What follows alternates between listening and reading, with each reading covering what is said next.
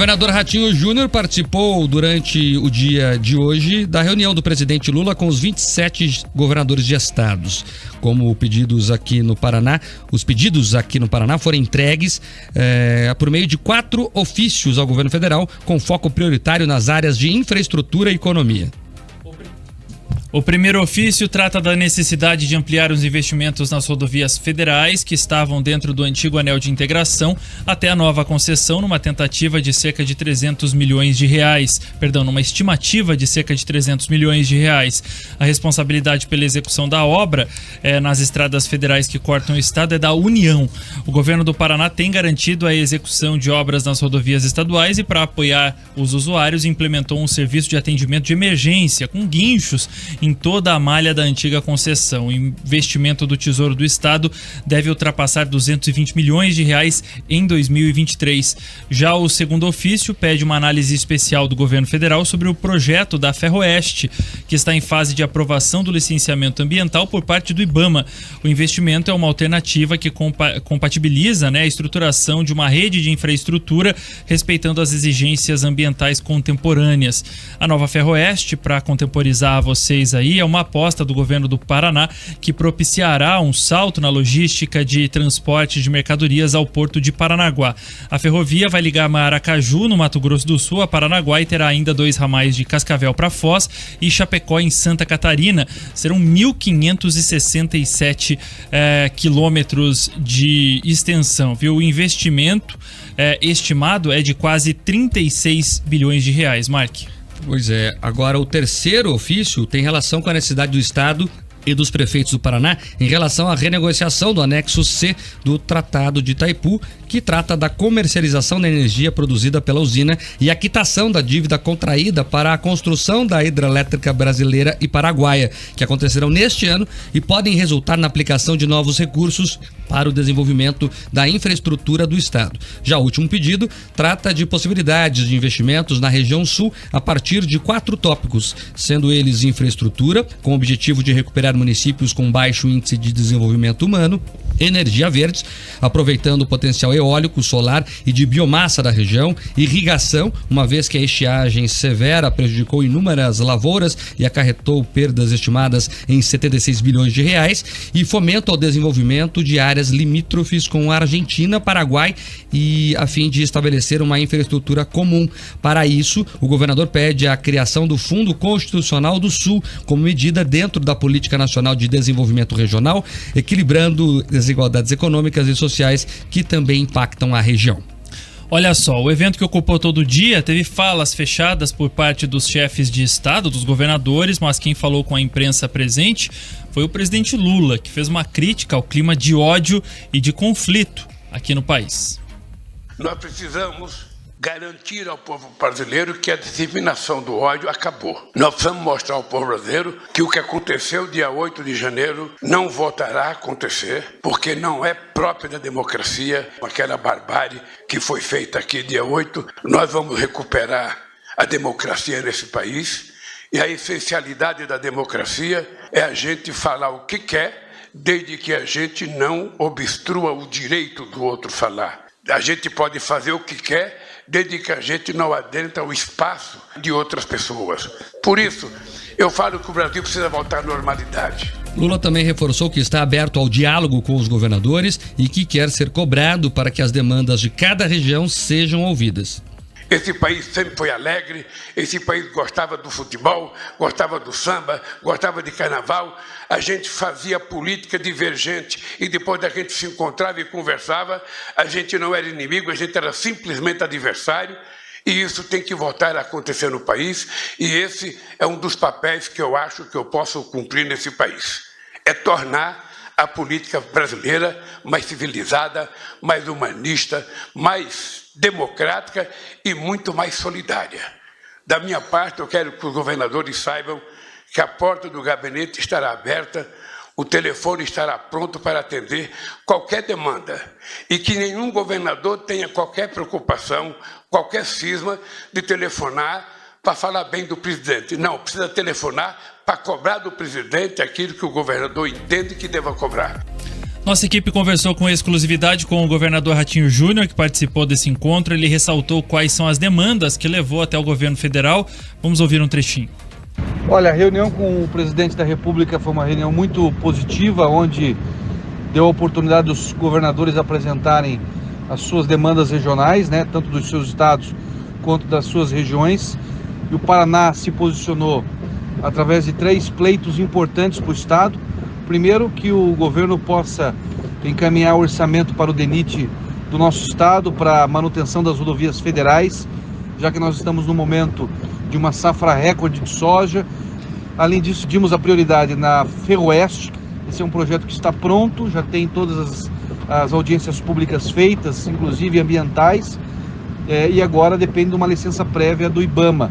E um terceiro ponto que é importante para o estado do Paraná é a questão do Tratado da Itaipu, do anexo C, que vence agora esse ano, onde a Itaipu termina os seus pagamentos do empréstimo quando ela foi implantada, construída, e através desse tratado nós queremos que o Paraná seja beneficiado.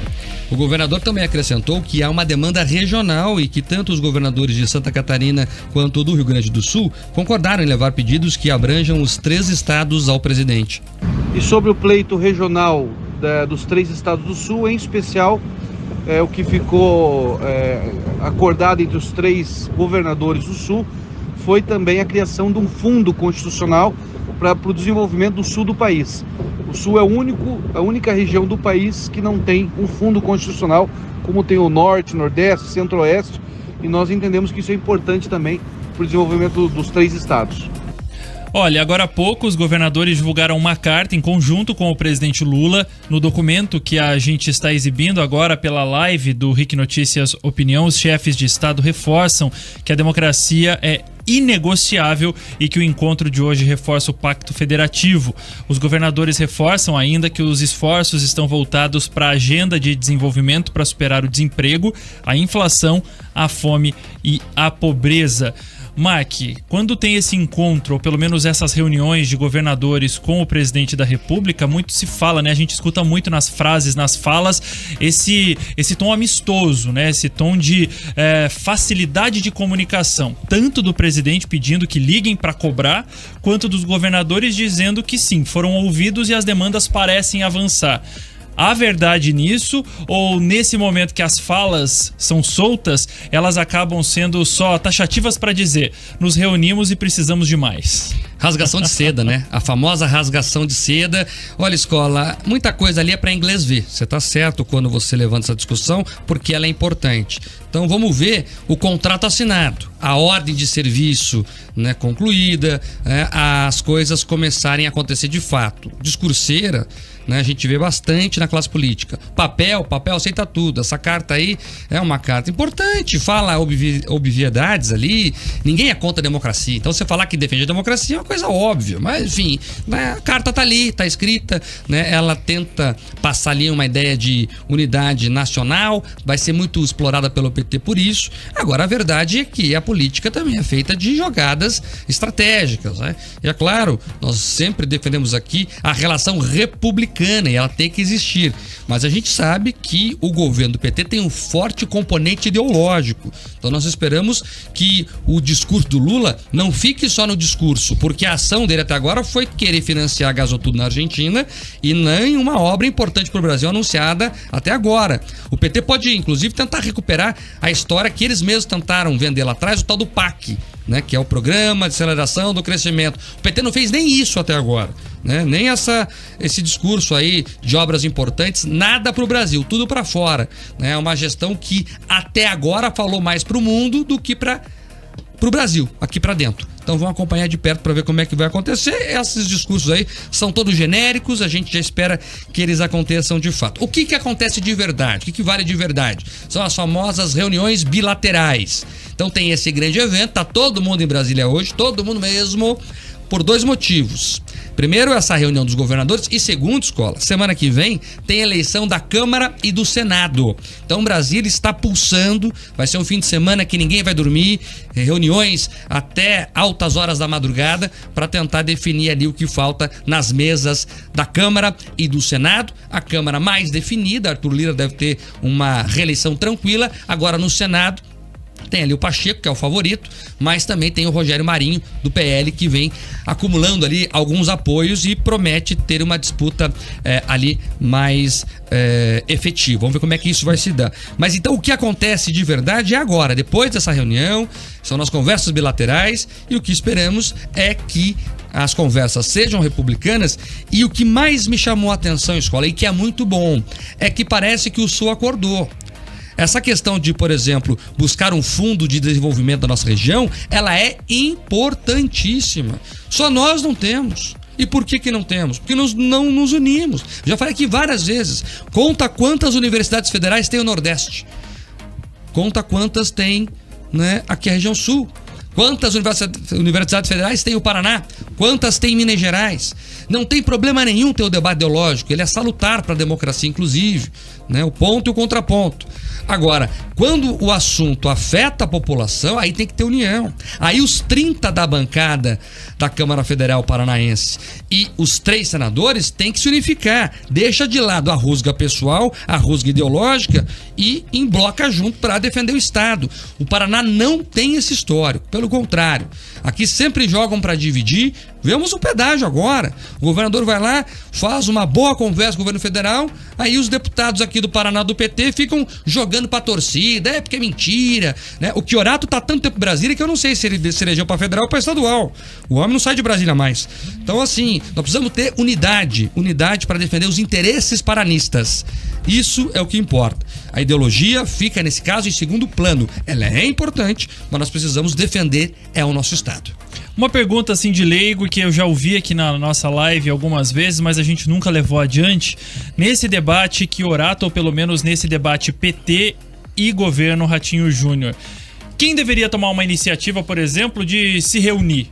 É o governador que deveria convidar o Chiorato para tentar pelo menos apaziguar os ânimos, porque como você mesmo disse, esse tipo de jogo para torcida só afeta o Paraná, não leva a gente adiante nunca, porque o tom do Lula, por exemplo, que é apaziguador ou pelo menos tentando trazer a paz novamente reinando no país, não é demonstrada pelos correligionários dele aqui do estado, pelo menos. Escola, o governador já convidou os deputados para conversar mais de uma vez. Aliás, toda a discussão da Assembleia feita pela comissão do pedágio foi incorporada. Várias sugestões ali da Assembleia foram incorporadas ao projeto. Eu lembro aqui, o Paraná mudou o projeto do governo federal porque entendeu que aquilo não era bom para o nosso estado. E várias contribuições vieram do debate lá da Assembleia, dessa comissão do pedágio, das audiências públicas que foram feitas.